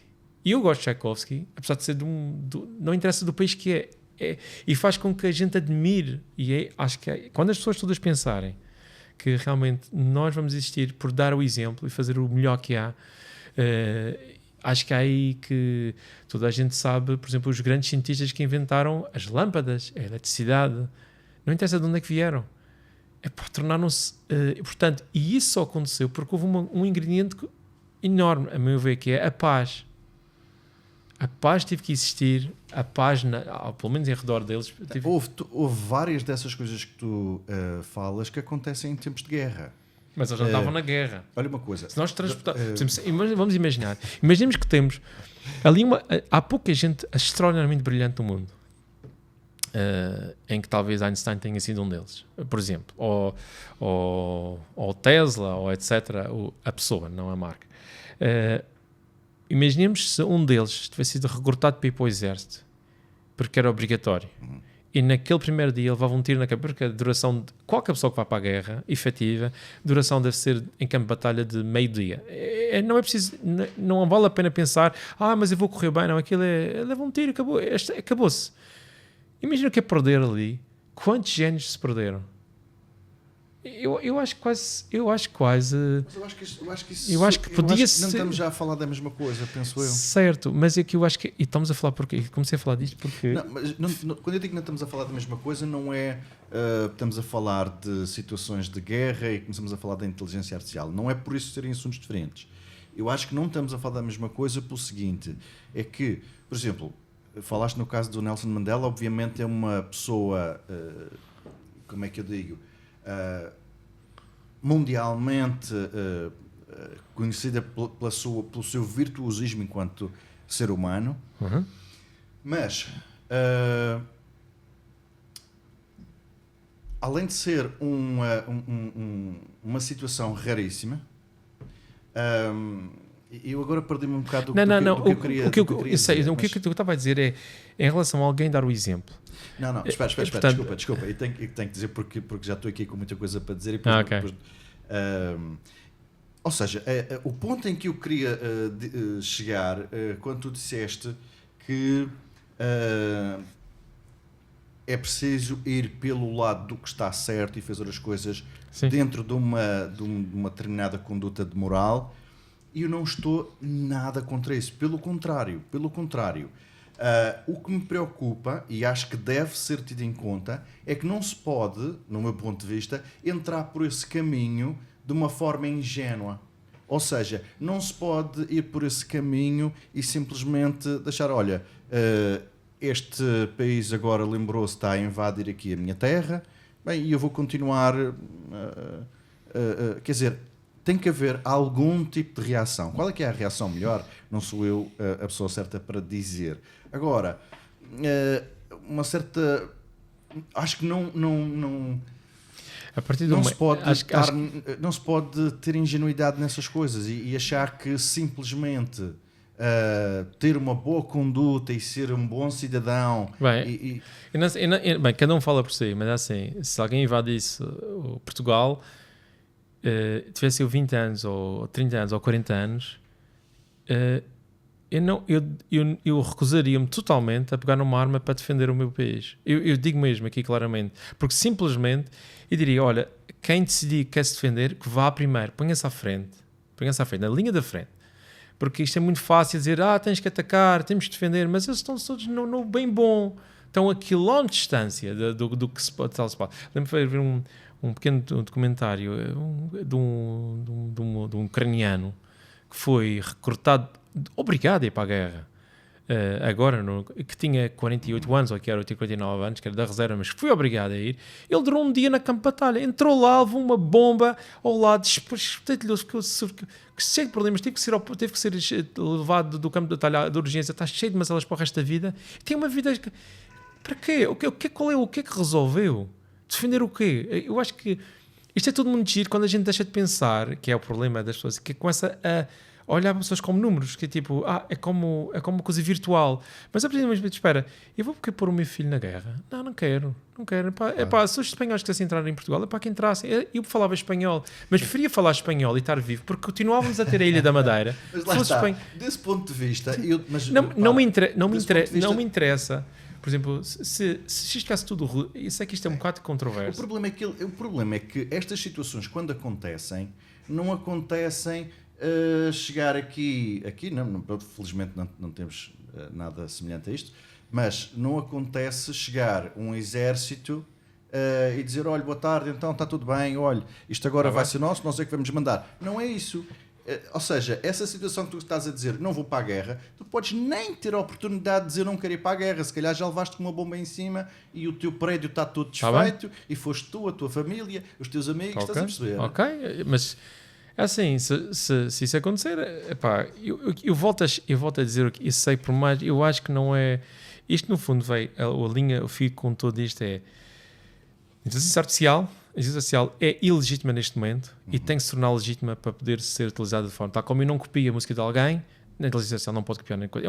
Não faça aos outros aquilo que não quer que faças a ti. Eu não estou a dizer, atenção, deixa-me só clarificar isto. Então, eu não estou a dizer que o que tu estás a dizer não está certo. Nem estou a dizer que nem deve ser feito como tu estás a dizer. O que eu estou a dizer é que eu tenho pouca esperança que isso vai acontecer como tu dizes. Mas isto, no fundo, em termos de trabalhos criativos, realmente poderemos estar num problema aqui se todo o mundo utilizar material com copyright para a inteligência artificial. De facto, a inteligência artificial vai atingir níveis fantásticos, cada vez mais, não há dúvida. E aí, de facto, acho que os empregos e a utilidade humana poderá ser mais reduzida, porque temos alguém que, no fundo, sumariza o trabalho dos bons e faz um lookalike, literalmente um lookalike de vários trabalhos muito bons. E nós ficamos impressionados, porque que são literalmente lookalikes de coisas muito boas. Portanto, quer dizer, a competição é desleal, porque é uma máquina que, no fundo, copia de forma gratuita. E nós, também, se eu fosse decalcar um quadro de Picasso e fazer algo muito parecido, quer dizer, se não olhassem para o de Picasso, vocês estão a ter um trabalho magnífico, e esse aí perde a piada. Portanto, se formos falar portanto, há duas respostas à nossa questão da inteligência artificial. Se for inteligência artificial não legítima, acho que temos um problema que poderá haver grave. Se nós vivemos num sítio em que usar a inteligência artificial cujas bases não são totalmente legalizadas, e aí é uma inteligência artificial de quem quer, a inteligência artificial acho que sim, poderá ser até uma ferramenta para nós melhorarmos, mas ter certeza que nós não estamos a tirar o trabalho de ninguém. A inteligência artificial bebeu de pessoas que deram ou que foram pagas para ter o trabalho lá, e aí está tudo bem. Está tudo bem, ou acho que está muito melhor, pelo menos. Portanto, se for o problema, os trabalhos criativos, todos os nossos trabalhos poderão ficar obsoletos. É verdade. E tudo bem. Se é isso que querem que o mundo seja, ótimo. Na outra, acho que poderá ser uma ferramenta interessante para nos ajudar e facilitar algumas coisas e alguns trabalhos. É claro que os resultados serão muito piores do que são hoje em dia. Por exemplo, naquele teste que estávamos a ver da inteligência artificial, a falar sobre mim, que curiosamente eu percebi que foi um discurso que deram há uns dias, que é exatamente o mesmo teste que deram num discurso que falaram-se de mim há uns dias atrás, há poucos dias atrás. Portanto, não me admira que não tenham usado o mesmo, porque realmente é igual. É igual. É igual. Eu estava a olhar para aqui e estava a dizer, credo, ok, já sei onde é porque é que fizeram. Mas é interessante que o texto está lá, muito vem do Wikipedia, Sim. Que é um site que é público, mas é pelo gasto dos donativos das pessoas. Acho que isso é ótimo. E no fundo, a inteligência artificial, fui ali beber e neste momento é gratuito, mas um dia se não está gratuito, ou há umas versões que não são gratuitas. Acho que é pouco legítimo. Porquê que eles foram ao Wikipedia dar a informação? Será que deveriam? Será que não deviam de citar? Quando nós fazemos acho que tem que estar tudo... Ou seja, a inteligência artificial tem que se reger pelos mesmos, julgo eu... Mas ele diz aqui quais são as fontes. Tem a Okay. Wikipedia como fonte e depois o outro aqui tem o tedxfunchal.com, foram as fontes. E depois tem aqui a sequência de fontes. Está bem, ok, interessante. Ok, ainda não fazia ideia que eles davam agora as fontes. Por acaso deve ser uma coisa nova, porque acho que antigamente não davam. Mas ainda bem que dão. Mas em todo o caso, se as fontes, está lá escrito no site deles, que permitem, sem problema nenhum, que seja copiado o texto, tudo bem.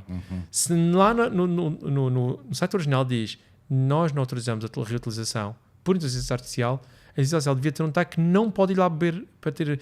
É uma questão... Temos que fazer com que a inteligência artificial tenha as mesmas leis e os mesmos direitos, tal como nós humanos temos ao fazer citações. Quando nós escrevemos um livro e queremos transcrever alguém, não temos que fazer citações no final, não. Acho que claro, não é preciso. Claro. É uma questão de respeito e coisa, tal como a inteligência artificial tem que fazer em tudo. Acho que isso é absolutamente obrigatório.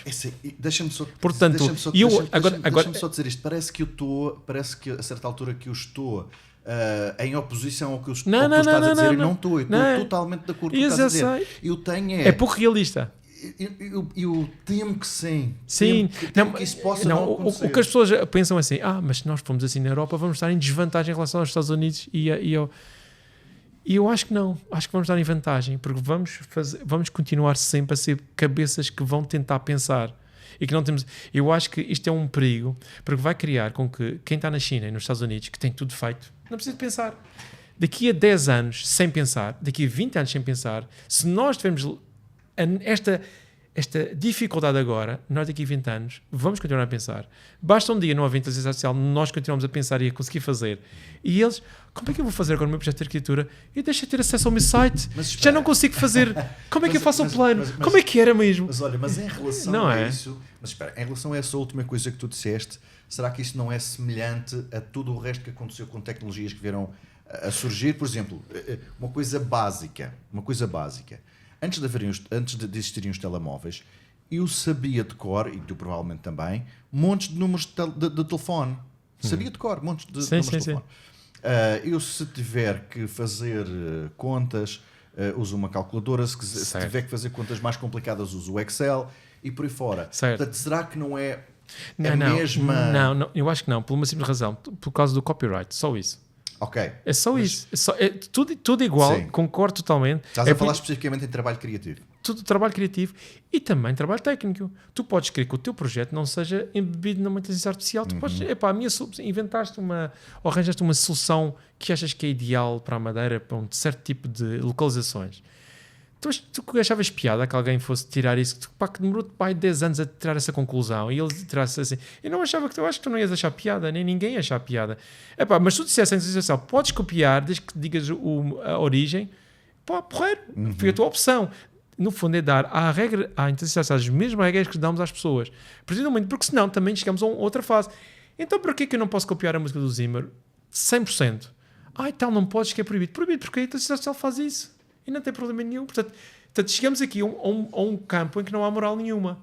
Portanto, das duas uma, nós temos que ir num mundo. Ou há moral ou não há. E é por essa razão, nós, acho que a Europa, deve seguir o exemplo. E porquê que eu falei da guerra daquela coisa? É porque... não podemos fazer algo de errado só porque os outros fazem de errado. Eles querem o errado com o errado. Portanto, imaginemos, se nós temos um país vizinho, por exemplo, imaginemos que é a Espanha e Portugal. A Espanha, que tem, sei lá, 100 e tal mil ativos nos militares, começava a ter pessoas e militares e começava com um regime totalitário para lá, imaginemos, é tudo possível, ou vice-versa. De repente já tinha 1 milhão de pessoas. Será que nós devíamos ser obrigados a pôr também 1 milhão de pessoas no exército só com medo de... Mas olha que essa eu sei que isso é complexo, porque, por exemplo, lá está, a mim, para a minha maneira de pensar, eu estou literalmente nas tintas para o que é que pensam de mim a partir do momento em que eu morra. Eu morro de manhã, podem-me esquecer à tarde, que não me faz diferença nenhuma. E mesmo os exemplos que tu deste, por exemplo, grandes compositores que têm obras que perduram no tempo para o nosso tempo de vida. Ou seja, se uma obra foi criada há 300 anos, temos desenhos e peças escritas, coisas escritas com 2.000 anos, 3.000 anos, 3.000 anos não sei, mas coisas muito, muito antigas, que para nós a gente diz, aquela pessoa conquistou a imortalidade. 3.000 anos ou 2.000 anos é imenso para nós, mas isso é um dia, tudo isto vai ser zero. Pois. Então, mas há uma razão para que estamos em guerras. Sim, qual a diferença? Eu não sou nada apologista de guerras. Não, é por isso que às vezes penso, olha, se eu puder... Assim, mas é por isso que o que eu quero dizer é que o que eu quero é viver bem agora. Sim. E fazer as pessoas que estão à minha volta também viverem bem, tanto quanto eu consigo influenciar nesse aspecto. Sim. E lá está, porque depois, mais tarde, o que é que dizem da minha cultura, ou não sei o que, isso não me serve de nada. Certo. Lá está, por isso é que eu estava a falar naquela situação dos maias. Eles tinham uma cultura, vem um outro povo, anula totalmente aquilo, mata completamente. A gente hoje ouve falar, mas para eles, para aquelas famílias, o que é que interessa isso? Estás a perceber? Por isso é que às vezes as situações não são assim tão... Mas o que eu vou dizer é... Se nós... É que a solução para isso seria sempre, cada vez que alguém... É porque... já tenho uma solução para isso. Tenho uma boa justificação para isso. Ligeiramente diferente, que é assim, quando eu comecei a ser compositor, ele me perguntou, os preços, quais são os preços? Eu dei-me ver um artigo em que alguém... Preços para escrever música. Diziam, faz uma música para mim, qual é o valor que dás? Sim. E a pessoa pensa assim, ok. E na música, é assim, um artigo diz, tens 2 formas de poder ser compositor. Ou pela qualidade, ou pelo preço. Claro que há sempre um compromisso, obviamente, claro. Mas sim. Mas se for o preço, há sempre alguém que faz 0. Portanto, tu vais estar sempre no 0. Há sempre um gajo que faz 0. Portanto, tu tens de dizer, o meu valor é este, para já, e a dizer, mas então assim não. Então não. E é chato, mas tem de ser. Porque, e isso, qual é o paralelismo que damos com os militares? É que imaginemos que a Rússia tem neste momento, ontem, tenho dado um bocado preocupado, 2 milhões tem 1 milhão e tal de militares no ativo e nas reservas, também porque muitos morreram entretanto. Se nós somos um país, se fosse a Ucrânia, por exemplo, a Ucrânia percebia que imaginemos que tivesse preparado, tinha 1 milhão, nós temos de ter 1 milhão. Eles põem 1 milhão, ou ele tem 1 milhão, vamos pôr 2 milhões. Eu tenho 2 milhões, então vou pôr 2 milhões. Tem 2 milhões, vamos pôr 4 milhões. Eu tenho 4 milhões, então vou pôr 8 milhões. E depois de repente temos metade da população armada. Não há limite. O que eu quero dizer, tal como não há limite para o zero no preço que a gente cobra do nosso trabalho, não há limite para o número de armas, não há limite. O limite é o infinito. Chegou um ponto já em que... temos armas suficientes para destruir o planeta inteiro. Sim, também é verdade. Mas chegou um ponto em que toda a gente tem uma arma, em que se cada um desse um tiro ao mesmo tempo, matava todos um ao outro e acabava os dois países. A América tem mais armas que população. Quer dizer, ou seja, o que quero dizer é que a solução, defender-se porque temos medo de alguém, criar um exército europeu, nós ao criarmos um exército europeu, mesmo com 3 milhões de ativos, tenho a certeza que no dia a seguir os Estados Unidos tinham 7 milhões de ativos e a Rússia tinha 8 milhões de ativos. Isto não é suficiente. Não dá 3, vamos para 10. 10 outros já tinham 20. Não há limite. Portanto, o ódio e a má ação nunca se vai contrariar com má ação. Não, mas por mais que custe, tem... Eu não estou a defender uma má ação para justificar uma má ação. Não. O que eu estou a dizer é que alguma coisa... Não pode ser por aí. Eu acho que alguma coisa tem que ser feita. Não estou a dizer qual é que é a direção. Eu acho que a Europa dava um exemplo ao exército. mundo, porque há uma coisa e dava um exemplo às pessoas que votam nos Estados Unidos. As pessoas estão atentas. A gente pensa que o Trump manda, mas tem muita gente lá. Se de repente dissesse, vamos criar um exército europeu, chegasse lá um líder europeu dizendo, não vamos criar exército nenhum. Não, o nosso povo europeu o meu ideal da Europa não é uma Europa armada até os dentes, com mais ogivas nucleares e com mais metralhadores e com mais tanques do que os outros, porque aí nunca mais saímos daí. O nosso dinheiro todo, os nossos impostos todos vão só para criar armamento, só literalmente, ou pior, a nossa dívida externa vão se endividar cada vez mais, que é o que eles querem no fundo, endividar cada vez mais, só para fazer isso. Vamos partir 100 anos de quase de idade negra em termos de progressos científicos, culturais, tantas coisas que nos fazem com que nós sentirmos orgulho em ser seres humanos, por uma questão que eu percebo que há da defesa, por um lado, mas que eu acho é que simplesmente a pessoa diz assim, alguém tem que dar o exemplo. Eu acho que a única forma é dizer isto mesmo. Alguém tem que dar o exemplo. É dizer, nós não vamos fazer isso. Nós vamos continuar a nossa linha de progresso civilizacional, progresso tecnológico, progresso científico, progresso artístico, que no fundo são as coisas que fazem com que nós humanos sejamos diferentes dos animais. Que é para isso.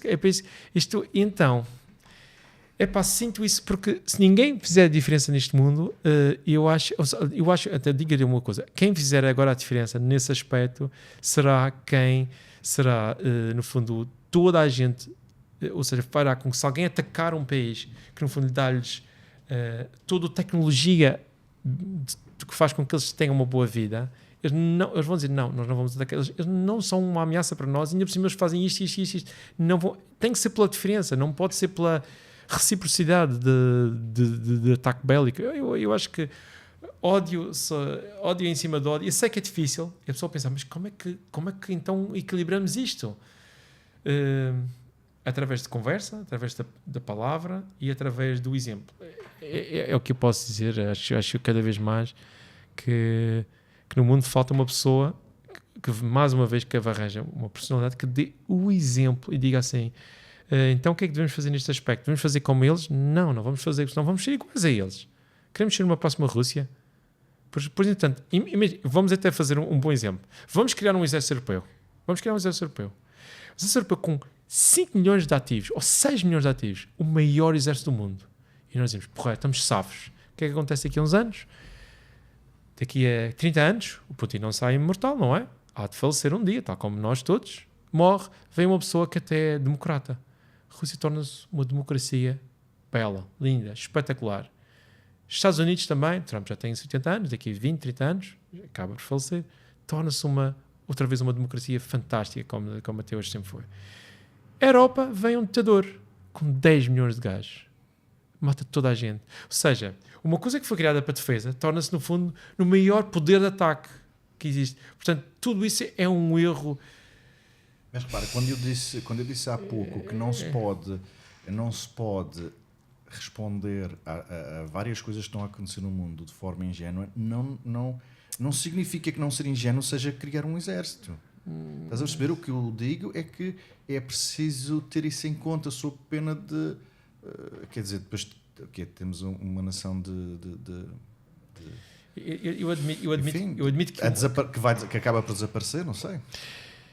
Nem sequer é o nosso caso aqui em Portugal, felizmente. Sim, mas eu sei, mas a questão é que eu acho que... Mas que a Europa está a ser atacada e nem sequer estou a falar da Rússia, está a ser atacada de várias maneiras e de vários pontos, de vários sítios do mundo. É verdade, mas a gente... não estou a falar sequer de ataques bélicos, mas que há uma ação concertada para enfraquecer a Europa, tá? E tem que haver algum tipo de resposta. Eventualmente a resposta até pode ser aparecer o tal líder que dê um exemplo que inspire. Das duas uma, ou alguém dá um exemplo em que faça com que todos olhem para nós, mas é um exemplo forte, em que diga, uau, incrível, realmente é aquilo que eu sonhava ser, que faça no fundo, cria em que ou então vamos ser iguais, literalmente iguais. A prova disso é que todos os conflitos em que tentamos resolver agressividade com agressividade, epá, não estou a ver, eu nunca vi um resultado bom nisso. Eu pessoalmente nunca vi. Agora também digamos assim, quando Espanha realmente assim, na minha cabeça acho que deve-se promover o diálogo, uma convivência e não uma tensão de ameaça. Como é que eu ia dizer? Devemos tentar ouvir o outro, ouvir o que o outro tem. Isso pode ser ingênuo, mas o oposto desta solução, parece ingênuo isto o que eu estou a dizer, mas o oposto da solução é a tal, é como uma pessoa... Não, é como uma pessoa... Pode não ser. Aí é que está, onde é que está a resposta? A resposta eventualmente vai surgir de uma situação que tu não estás à espera. Não tem que ser... Podia ser criado, e isso podia ser criado, e devia ser criado. No fundo foi para isso que foi criado inicialmente a NATO. Só que a NATO foi criado demasiado tendenciosa, sempre contra a Rússia, sempre contra... ou seja, no fundo era a NATO é uma unidade de combate que foi feita um bocado para ser controlada pelos Estados Unidos. A verdade é essa, porque era o que dava mais, eles é que decidem. Basicamente, se vale a pena ou não... Enfim, é um bocadinho... É isto.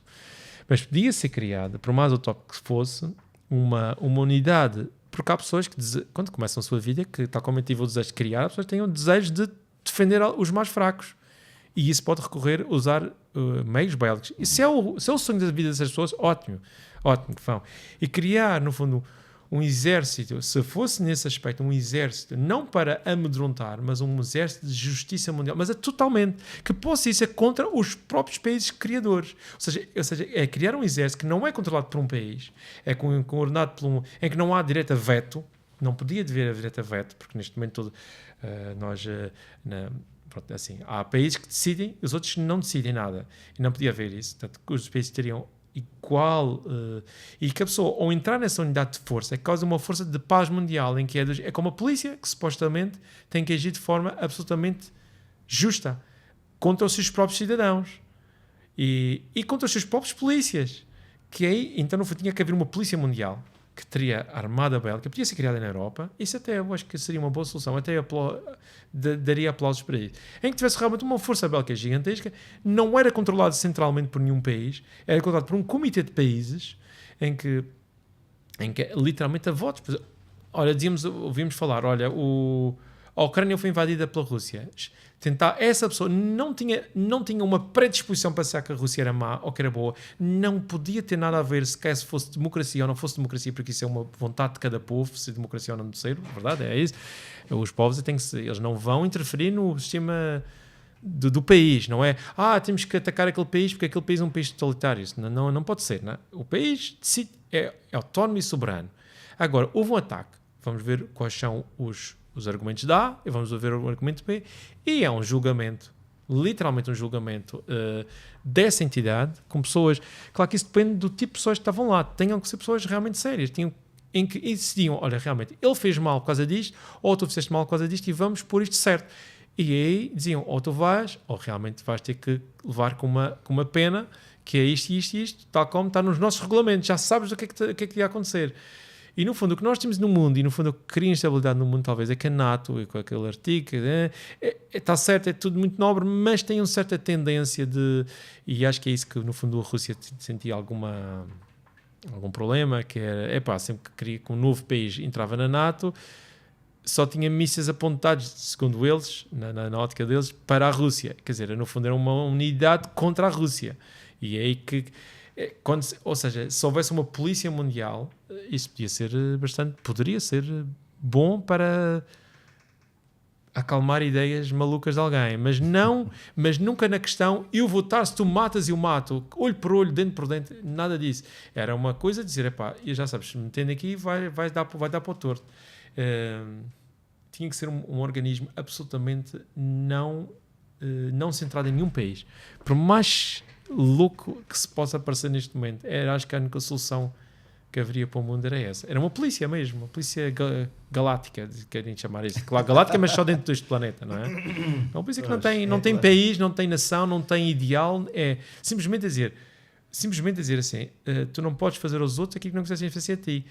E para fazer, tens que expor, tens que dizer as tuas regras, o porquê que queres atacar, porque queres ficar com aquele espaço, porque que tu achas que aquele espaço deve ser teu, o que há naquele sítio, ouvir mesmo, mas com profundidade, e depois tomar as suas conclusões. Isto é muito teórico, mas ainda não estou a ver a tua solução. Eu acho que estou a descobrir que eu sou pessimista. Não quer dizer que seja sempre, mas eu penso, repara, isso que tu estás a dizer, mais ou menos, é um pouco o que existe com o Tribunal Internacional, mas sem a parte de exército nem polícia. Ou seja, é preciso àquela entidade e é preciso que os países adiram àquela entidade. Há países que não reconhecem o Tribunal Internacional. E depois, o que se tem visto é que mesmo o Tribunal Internacional, quando toma decisões que não são bem aquilo que um determinado governo quer, eles dizem, aliás, aconteceu. Agora, estás a ver o que aconteceu até com a própria América, com o Trump, não é? Que agora lembrou-se de dizer que vai pôr agora, lá está.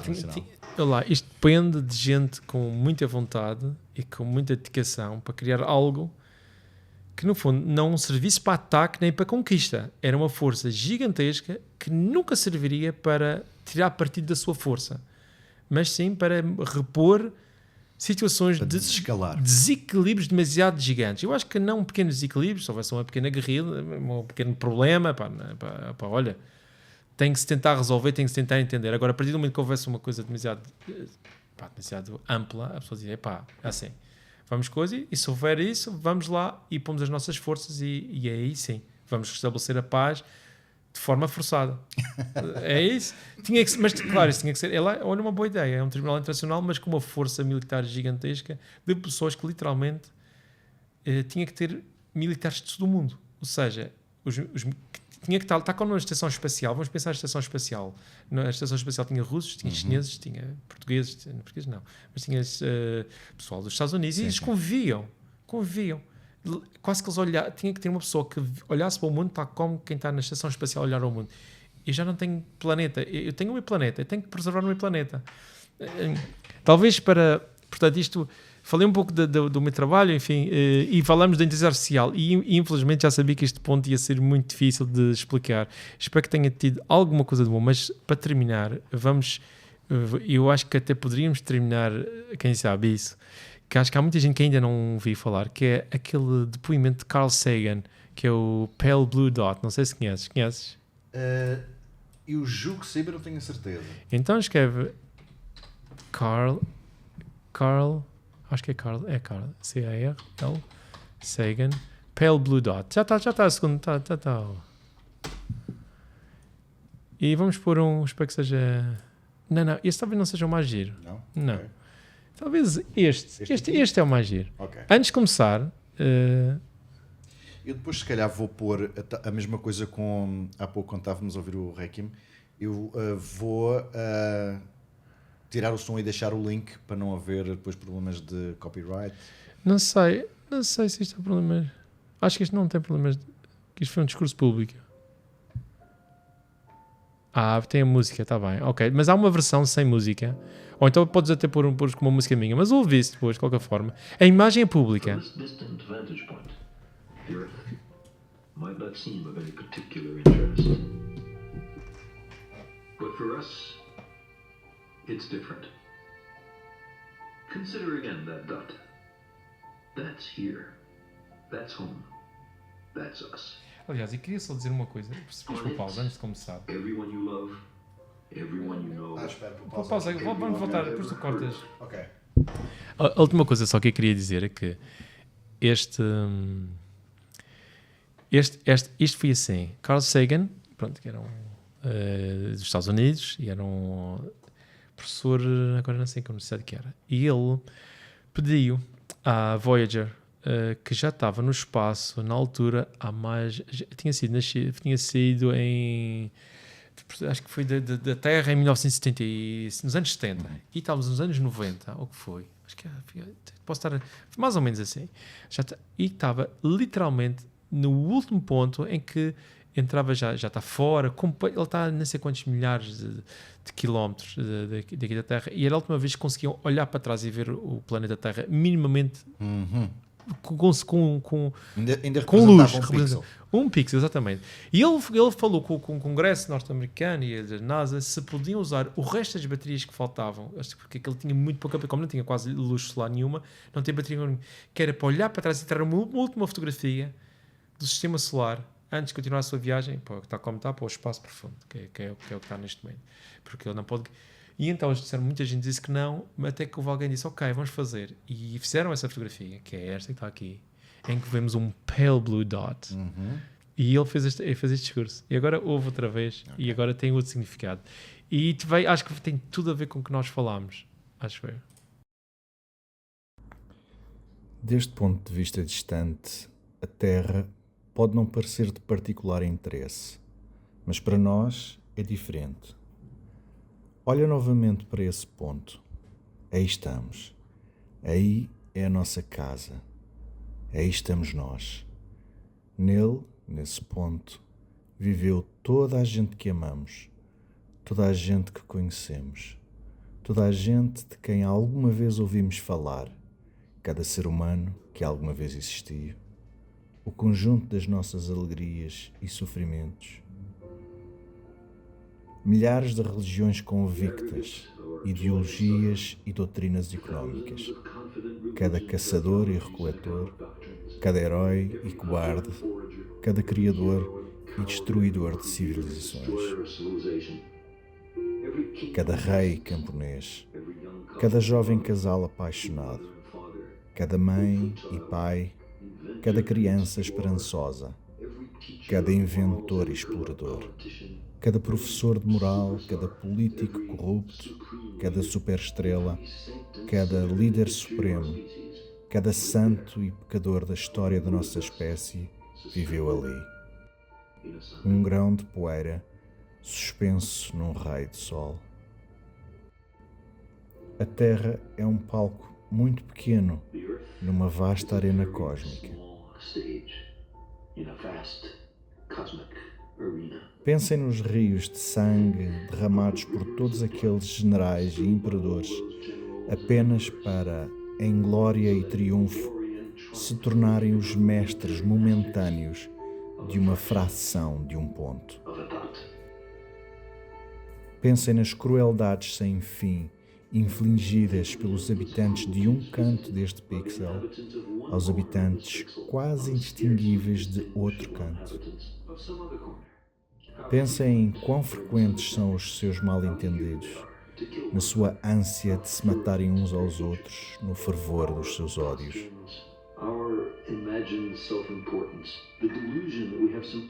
Os nossos pavoneamentos, a nossa ilusória autoimportância, a ilusão de que ocupamos uma posição privilegiada no universo, são desafiados por este ponto de luz pálida. O nosso planeta é uma pequena e solitária partícula na vasta escuridão cósmica que nos envolve. Na nossa obscuridade, em toda esta imensidão, não há qualquer indício de que virá a ajuda de outro lugar para nos salvar de nós próprios. A Terra é o único mundo que conhecemos até agora capaz de albergar vida. Não há nenhum outro lugar, pelo menos num futuro próximo, para onde a nossa espécie possa migrar. Visitar, talvez. Instalar-nos, ainda não. Visit? Yes. Settle? Not yet. Like it or not. Quer gostemos ou não, por agora a Terra é o lugar onde vamos permanecer. Diz-se que a astronomia é uma experiência que nos torna humildes e fortalece o caráter. Talvez não haja melhor prova da insensatez das pretensões humanas do que esta imagem distante do nosso pequeno mundo.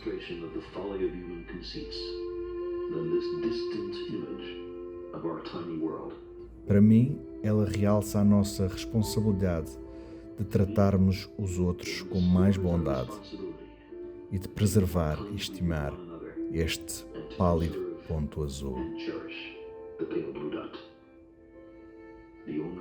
O único lar que alguma vez conhecemos.